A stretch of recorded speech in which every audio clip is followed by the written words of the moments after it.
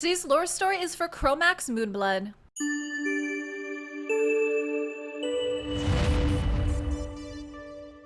Hey there, I'm LeilaFox. Today's lore story is going to be for Cromax Moonblood. Cromax is a legendary Dark Elf champion in Raid Shadow Legends. He also happens to be one of the Doom Tower champions as well. Aesthetically, he looks amazing. I love the way his swords look. Like, even if you look at his bracers, they're swirling, they're moving. His helmet looks really, really great. Before we get into his lore story, let's look at the Dark Elf faction as a whole. Fallen from grace in their homelands of Arabia, the Dark Elves inhabit the forests that border the realms of Teleria.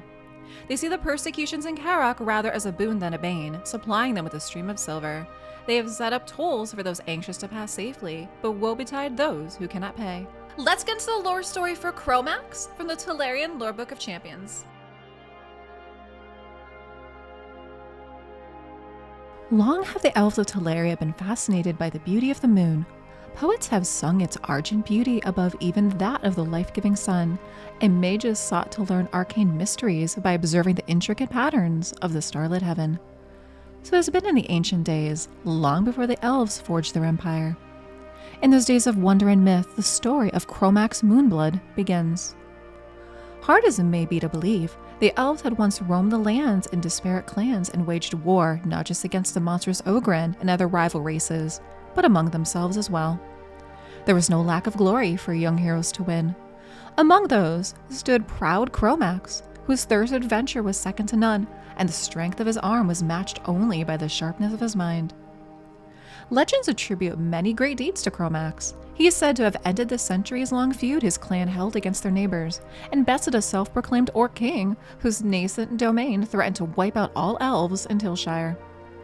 With age, Cromax had mastered the art of alchemy and infused his body with enchanted quicksilver and stardust, thus earning himself the name Moonblood.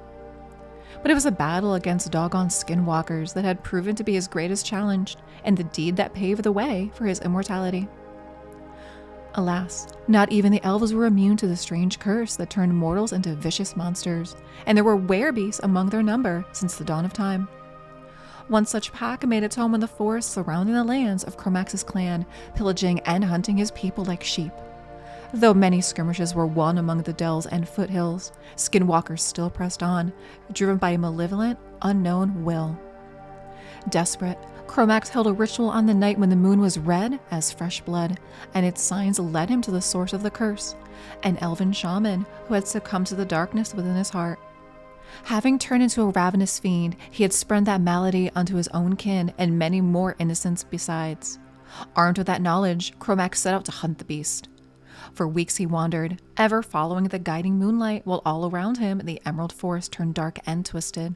At its heart, Cromax found his foe, and a bloody battle ensued. Though his skills was matched by unholy strength and bestial fury, the champion of the elves eventually prevailed and laid the skinwalker low. His own wounds were also grievous, and as Cromax prepared to say his last farewell, a miracle happened. A woman, red of hair and clad in shining silver armor, appeared in a flash of light before him.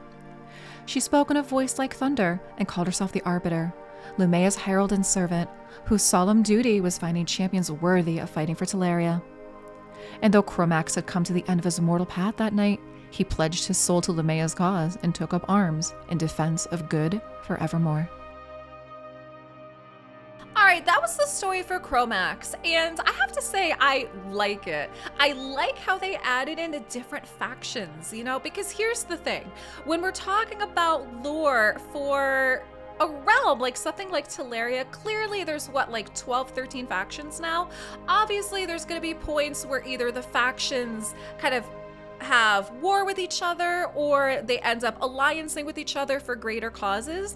And we see that here is that they talk about the Ogrins. I mean, they talk about obviously elves in general too, because Cromax is a dark elf, but they talk about specifically skinwalkers and how Cromax set out to fight some of the neighboring skinwalkers. And I really like how they did that. Now, just like most stories, he's almost at death's door when Arbiter shows up and basically kind of gives them an ultimatum. And I'm assuming it's this ultimatum that puts him in the Doom Tower. Like, they didn't actually link that, but considering that he is a champ in the Doom Tower, that would be my assumption, is that when he's at death's door, Arbiter shows up, and when he decides to, yeah, he's going to serve Lomea, she decides to put him in the Doom Tower. Leave me some comments down below and let me know what you think for the story for Cromax Moonblood. Hey, check out some more videos up here in the playlist in the top right.